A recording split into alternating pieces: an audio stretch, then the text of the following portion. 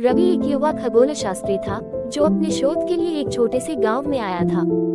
गांव की शांत रातें और खुला आकाश उसे मंत्रमुग्ध कर देता। वहीं गांव की लड़की मीरा को भी सितारों से गहरा लगाव था।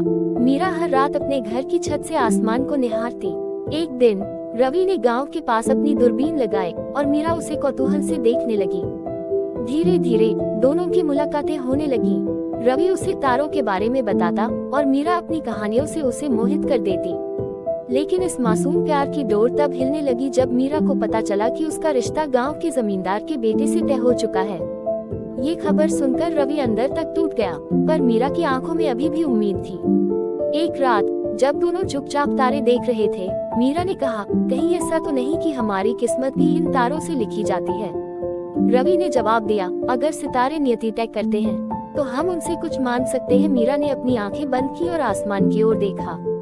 रवि को अगले ही दिन वापस शहर लौटना था, लेकिन उस रात आकाश में एक दुर्लभ उल्का वर्षा हो रही थी। ये खगोलीय घटना पूरे गांव में चर्चा का विषय बन गई। इसी दौरान मीरा के पिता को अचानक एहसास हुआ कि जब उनकी बेटी को सितारों से इतनी मोहब्बत है तो उसे जबरदस्ती किसी और की किस्मत में बांधना गलत होगा।